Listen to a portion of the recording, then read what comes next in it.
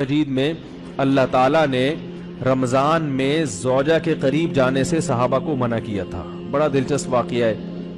رمضان کی راتوں میں بھی زوجہ کے قریب جانے سے منع کیا تھا. ایک صحابی تھے، وہ رات میں کہیں چلے گئے. اب بڑے پریشان ہوئے، رسول اللہ صلی اللہ علیہ وسلم کے پاس آئے، عرض کیا یا رسول اللہ مجھ سے غلطی ہوئی، رمضان کی رات میں نے اپنی زوجہ کے قریب چلا. آپ نے فرمایا کیوں؟ وہ بڑا دلچسپ واقعہ ہے، بظاہر تھوڑا حیا کے خلاف بھی ہے لیکن اتنا بھی نہیں ہے. وہ کہہ رہے میری زوجہ کہیں پانی بھرنے کے لیے جا رہی تھی، ان کی پنڈلی کھلی تو میری نظر بیوی کی پنڈلی پر پڑی اور میں بس پاگل ہو گیا بیوی کے عشق میں. میں یہ اس لیے بیان کر رہا ہوں کہ جو لوگ نظر کی حفاظت کرتے ہیں وہ بیوی کے عشق میں پاگل ہوتے ہیں. جو دن رات انٹرنیٹ پر پنڈلیاں دیکھتے رہتے ہیں انہیں بیوی کی پنڈلی بھی کیا شکل بھی اچھی نہیں لگتی ان کو. بد نظری کا یہ عذاب ہے، وبال ہے کہ جو اللہ نے گھر میں آپ کے لیے بٹھائی ہے وہ آپ کو اچھی نہیں لگے گی. تو نظر کی حفاظت کیا کرو، اس سے آپ کو اپنی بیوی سے عشق ہوگا، محبت ہوگی. بات آ رہی ہے سمجھ میں؟ تو اب دیکھو کیسا روزے کی حالت ہے. رمضان میں پابندی ہے، اسلام میں حکم تھا جو رمضان میں بیوی سے بستری کرے گا 60 روزے لگاتار رکھنے پڑیں گے. کتنا بڑا جرم، لیکن صحابی سے برداشت نہیں ہوا. صرف زوجہ کے پاؤں پہ نظر پڑی ہے تو وہ کیسے بیوی سے محبت کرتے ہوں گے اور وہ بیوی کے بغیر رہ سکتے ہوں گے. اور آج لوگوں کے فون آتے ہیں ہماری بیگم جس دن میکے جاتی ہے اتنی خوشی ہے، ایسا اچھا سا فیل ہوتا ہے، ایسا عجیب سا محسوس ہو رہا ہوتا ہے جیسے آزاد ہو گئے. تو میں کہتا ہوں ظاہر ہے اب تمہیں موقع مل گیا کنڈی لگانے کا، ٹھیک ہے نا، اور آنکھ مٹکے کرنے کا، تو خوش تو ہوگے. تو یہ بھی ایک عذاب ہے جو لبرل لوگ نے جس عذاب میں ڈالا ہوا ہے نا، اس میں عورت کے حقوق نہیں. عورت کے حقوق نظر کی حفاظت میں اور عورت کے پردہ کرنے میں. جب مرد باہر نکلے گا سب پردے میں ہوں گی تو آئے گا کس کے پاس؟ بیگم کے پاس ہی آئے گا. تو اتنے منہ کالا کرنے کے راستے کھول دیے ہیں تو ظاہر ہے پھر کامیاب ازدواجی زندگی نہیں ہوتی. تو نبی کے پاس آئے، عرض کیا یا رسول اللہ میں برداشت نہیں کر پایا. تو آپ مسکرا دیے. تو وہ نبی کے پاس گئے، یا رسول اللہ ایسے ہوا، مجھ سے غلطی ہو گئی. تو آپ نے فرمایا کیوں؟ فرمایا ایسا ہو گیا تھا. تو آپ صلی اللہ علیہ وسلم نے فرمایا 60 روزے رکھو لگاتار.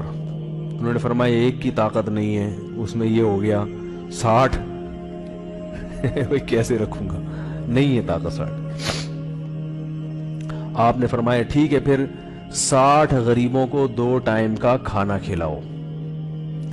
فرمایا اس کی بھی طاقت، بولو بھائی، نہیں. اتنے میں ایک صحابی لائے کوئی چیز صدقہ کرنے کے لیے. تو آپ نے فرمایا چلو اصل حکم تو یہی ہے کہ 60 روزے یا پھر 60 غریبوں کو کھانا، وہ نہیں تو چلو فی الحال ان کو تنبیہ کے لیے کچھ ان سے صدقہ کروا لیتا ہوں. فرمایا چلو یہ فلاں خیرات کی ایک چیز لے کر آئے ہیں، تم یہ لے کے غریبوں میں بانٹ دو. انہوں نے فرمایا مجھ سے زیادہ غریب پورے مدینہ میں ارے بھائی کوئی بھی نہیں. آپ صلی اللہ علیہ وسلم مسکرانے لگے، فرمائے جاؤ کھاؤ اور بچوں کو کھلاؤ. واہ بھائی غلطی بھی ہوئی اور گھر میں راشن بھی آ گیا. تو اس کے بعد قرآن کی آیت نازل ہوئی کہ احل لکم لیلۃ الصیام الرفث الی نسائکم ہن لباس لکم وانتم لباس لہن علم اللہ انکم کنتم تختانون انفسکم فتاب علیکم وعفى عنکم فالآن باشروہن وابتغوا ما کتب اللہ لکم.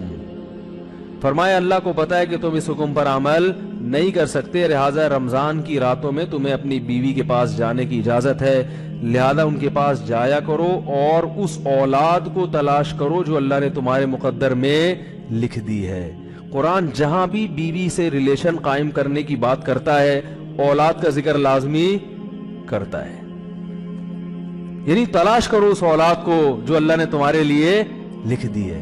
ما کتب اللہ لکم، ما کتب اللہ علیکم نہیں ہے. علا کا مطلب تمہارے خلاف، لکم کا مطلب تمہارے فائدے کے لیے. لام عربی میں نفع کے لیے آتا ہے، علا عربی میں ضرر اور نقصان کے لیے آتا ہے. فرمایا یہ نہیں کہ اس اولاد کو تلاش کرو جو بطور پینلٹی کے اللہ نے تمہارے متھے لگا دی ہے، جو اللہ نے تمہارے فائدے کے لیے لکھ دی ہے. اس سے پتہ چلتا ہے اسلام اولاد کی کثرت پہ کس قدر حریص ہے. بات آ رہی ہے؟ اور بھی اس بارے میں آیتیں ہیں قرآن مجید کی، مگر میں اب زیادہ تفصیل میں نہیں جاؤں گا. کچھ آیتیں رہ گئی ہیں، کچھ احادیث رہ گئی ہیں، تو وہ انشاءاللہ پھر اگلے